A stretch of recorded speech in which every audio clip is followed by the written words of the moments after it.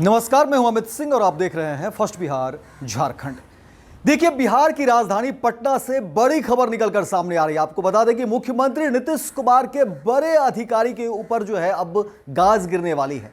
कहा जा रहा है कि मुश्किल में पड़ गए हैं मुख्यमंत्री नीतीश कुमार के अधिकारी और अब कहा जा रहा है कि जेल भी जा सकते हैं। और इसी को लेकर के खलबली मची हुई है बिहार की राजधानी पटना में। देखिए, कहा जा रहा है कि तमाम जो बड़े अधिकारी है उसके बीच अब इस खबर को लेकर के खलबली है। पूरी खबर विस्तार से बताते हैं कि आखिर मुख्यमंत्री नीतीश कुमार के कौन है वो अधिकारी जिनके ऊपर बड़ी कार्रवाई की बात निकलकर सामने आ रही है और कहा जा रहा है कि आओ जेल भी जा सकते हैं। देखिए, आपको बता दें कि एक जमाने में ईमानदारी को लेकर के जाने जाते रहे थे बड़े आईपीएस अधिकारी हैं अमित लोढ़ा, और अब अमित लोढ़ा की मुश्किलें बढ़ती हुई दिख रही है। कहा जा रहा है कि बड़े पैमाने पर अकूत संपत्ति अमित लोढ़ा ने बना ली है।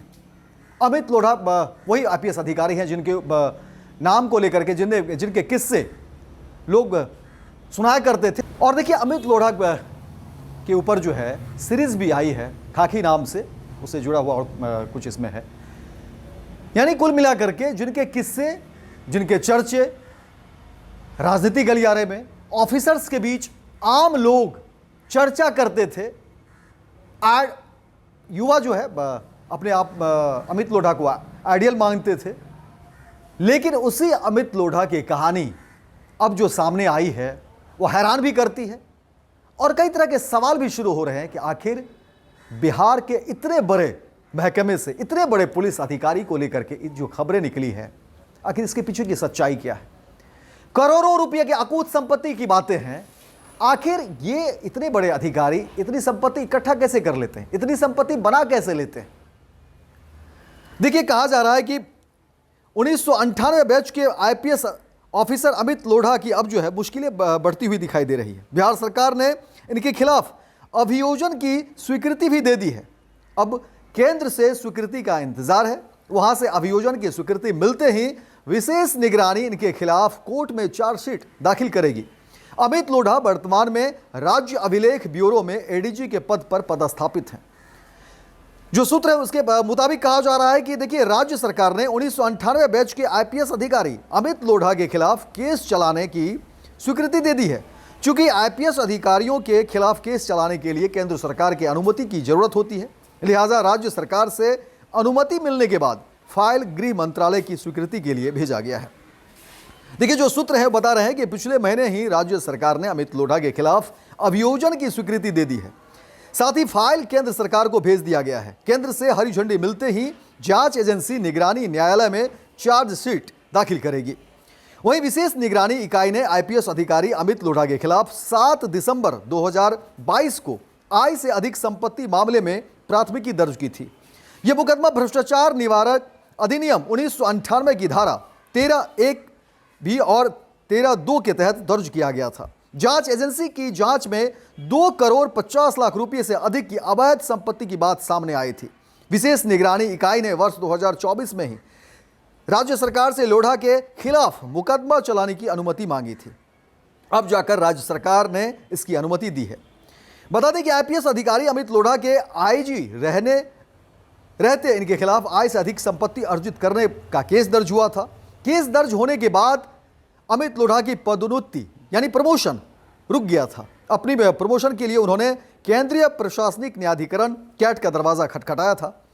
कैट ने लोढ़ा के पक्ष में फैसला सुनाया। इसके बाद सरकार ने लोढ़ा को पदोन्नति दे दी यानी प्रमोशन दे दिया। आईजी से एडीजी बना दिया गया। एडीजी में प्रमोशन देने के बाद राज्य सरकार ने आय से अधिक संपत्ति मामले में इनके खिलाफ अभियोजन मंजूरी की संभावना पर विचार करने के लिए कमेटी गठित की। कमेटी की रिपोर्ट के सरकार ने अभियोजन की स्वीकृति दे दी। राज्य सरकार की स्वीकृति के बाद केंद्र से स्वीकृति का इंतजार है। अभियोजन की स्वीकृति मिलते ही जांच एजेंसी आईपीएस अधिकारी अमित लोढ़ा के खिलाफ दर्ज आय से अधिक संपत्ति मामले में आरोप पत्र दाखिल करेगी। अमित लोढ़ा पर आरोप है कि सरकारी सेवक के पद पर रहते हुए भ्रष्टाचार और निजी स्वार्थ लाभ के वित्तीय अनियमितता की, जिसके बाद जो है अमित लोढ़ा की देखिए परेशानी बढ़ रही इन्हीं सब मामलों में। नेटफ्लिक्स और फ्राइडे स्टोरी टेलर के साथ सरकारी सेवक होते हुए भी व्यवसायिक जो है काम किए गए थे, लेन देन हुई थी। भ्रष्टाचार और वित्तीय अनियमितता की जांच एजेंसी द्वारा कराई गई। जानकारी मिलने के बाद पूरे मामले की जांच की गई। जांच में आरोप सही मिलने पर विशेष निगरानी इकाई ने केस दर्ज किया था। आपको बता दें कि गया में आईजी रहते अमित लोढ़ा और वहां के एसपी रहे आदित्य कुमार के बीच भी विवाद हुआ था। विवाद बढ़ने के बाद सरकार ने दोनों का स्थानांतरण किया, फिर दोनों के खिलाफ केस दर्ज किया गया। तत्कालीन एसएसपी आदित्य कुमार निलंबित हुए और जेल भी गए।